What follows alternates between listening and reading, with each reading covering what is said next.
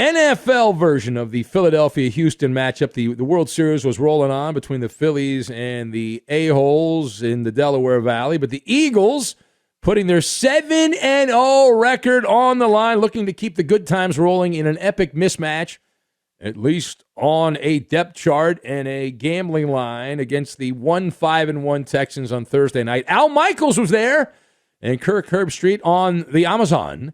And I'm not sure if you watched this. You might have been watching the baseball game, but don't worry. We multitasked here. We were flipping back and forth. Yes, my right hand was getting a workout as I was watching these games. And Jalen Hurts putting up 243 passing yards. He averaged 9 yards per pass. That's good.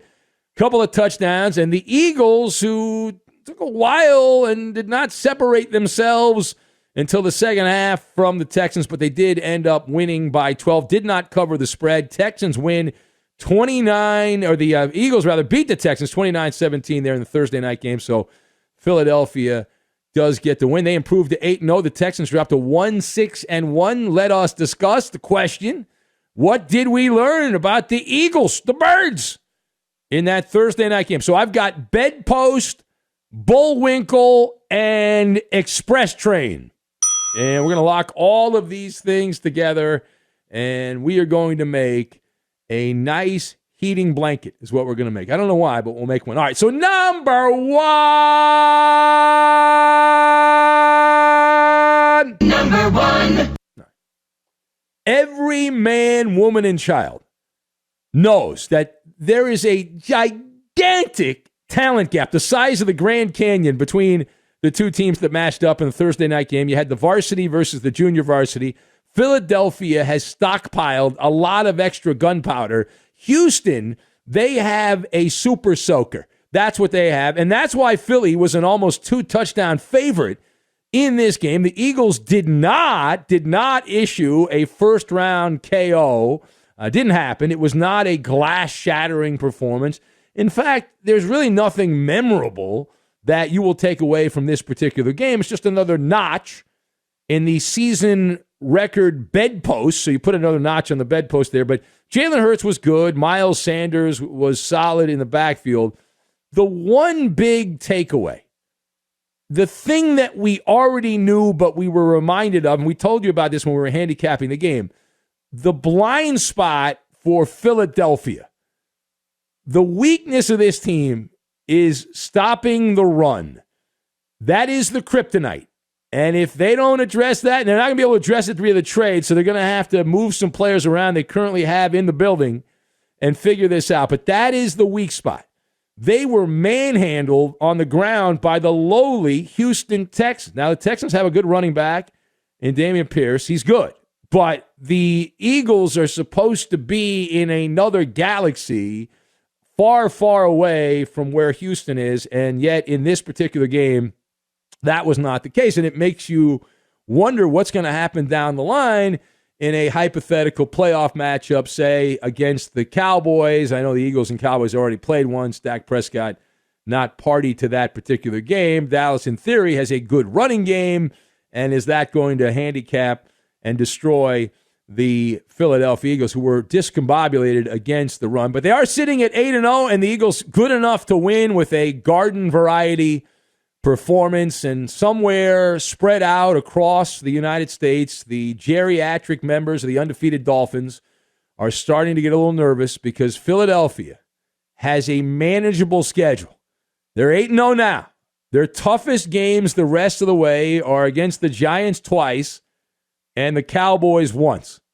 And they do have to play Tennessee, that game at home. Other than that, I don't see anything that really rises to the level of much concern. Now, that said, I do not believe that the Eagles are going to go 17-0. I'm not putting my money on that, but 16-1, 15-2, that looks more than reasonable, barring some kind of injury here. The Eagles they've dominated the key stat, the stat of all stats, the mother of all stats, turnover differential. They've won the turnover battle in all 8 games. Possession is 9/10 of victory, and the Eagles, in every game they played here, have won the turnover battle. They have the top turnover margin in the NFL, plus 15 turnover differential. In fact, the historians have pointed out, and they tell us that the Eagles this year, the first team to win the turnover battle in each of their first 8 games, going all the way back to the early 1970s. You got to go back 50-some years ago to 1972. The Pittsburgh Steelers, the last team to do it prior to this Eagle team. Now, page 2. We'll spend a couple of good minutes on the Texans because they're a bad team, and we knew they sucked before the game. We were reminded they suck after the game. But what does that particular game say about the Texans? Well, the media is like they're going crazy, some of the football media, because, well, Lovie Smith, he has his team still scratching and clawing, and the Texans did compete, and they were there neck and neck and belly to belly with the Eagles. They haven't thrown in the sponge. They did cover the gambling line, which means they overachieved, and the Eagles underachieved in this game. And some people in the football media establishment believe that is worthy of praise. We do not. We believe whoop-de-damn-do is the response here. The Texans lost the game, and they lost it because of a key mistake there that separated the two teams here. No Bullwinkle badges. We're not giving out any Bullwinkle badges to the Texans because of this game. You are a professional football operation. I believe it is your job to play hard. This is not high school. This is not Pop Warner. Maximum effort and hustle on every play are required. And there are a couple of things that do not require any kind of real athletic ability. Just playing hard and hustling do not require athletic ability. Houston right there, blow for a while with the Eagles. But the Texans have been a team for 3 quarters that has been that team. Their problem is they don't have the staying power, and they fade like the sun, in the setting sun off on the horizon as the game goes on. Before the back-breaking Davis Mills did the thing that you can't do at the time you can't do it, the Texans were right there. But he threw the big interception deep in his own territory. That was an absolute gut punch of an interception, and boom goes the dynamite. The Eagles took over at the Texans' 17-yard line, and 2 plays later, they end up getting the touchdown there, and that was the separation play in this game that pushed the Eagles out to a comfortable lead, and they end up winning and not covering the number, though. Damian Pierce, we mentioned Pierce, how good he has been and for the Houston Texans and taking advantage of the kryptonite for the Eagles. He scampered for 139 yards in this game and averaged over 5 yards per carry. Now, the running back position does not have a long shelf life. We know that. But if there's one guy on the Texans that you say, that guy's going to be here 3 years from now, it would be Damian Pierce. You're that guy, pal. You're that guy, right? Because overall, the Houston football team is as advertised. They're garbage, right? You are what your record says you are. They're terrible. The Texans, as of right now, would have the number 2 pick in the 2023 NFL draft. And if the season ended right now, the NFL would lose a lot of money. Only the Lions who are trying to go back to back and belly to belly, right there at the top. Only the Lions are percentage points ahead for the number 1 overall pick. Houston is the type of wretched team that they're counting on winning Powerball. I'm F them picks guy there. We need those picks guy. That's what they are. All right, final point. So let's go back to Philadelphia. Is it Super Bowl or bust for the Eagles this season? And I am nodding my head yes.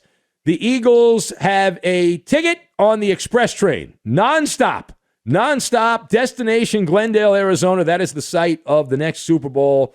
Knock on wood if you're with me. That's what John Gruden would say. The NFC is a barren wasteland this year. Bizarro world. Everything is the exact opposite of the way it was supposed to be. Left is right. First is last. Good is bad. Wrong is right. White is black. Logical is illogical. Everything has fallen and been blown to smithereens. But it's all fallen in favor of the Birds. Like, I'm old enough to remember when it was Rams, Bucks, Packers, top 3 teams in the NFC. Rams, Bucks, Packers, top 3 teams. All of them have fallen into the ICU. They're in the intensive care unit, fallen off the perch. So the chief competition at this moment, the midway point of the NFL season, as we fidget around with what's going on here, Here are the chief competition for Philadelphia. In the conference, you've got Geno Smith, who at some point the glass slipper cracks in Seattle. Daniel Jones, Danny Dimes, who stinks, and that good giant running game. They've overachieved. Kirk Cousins, who not many believe is legit, and the Minnesota Vikings, who have an inflated record, and you've got your division rival Dak Prescott and the Cowboys. That is not exactly a murderer's row. That is not, oh my God, how are we going to navigate that? So Philadelphia has everything set up for them. Their one weak spot that can change the game is their inability to stop the run.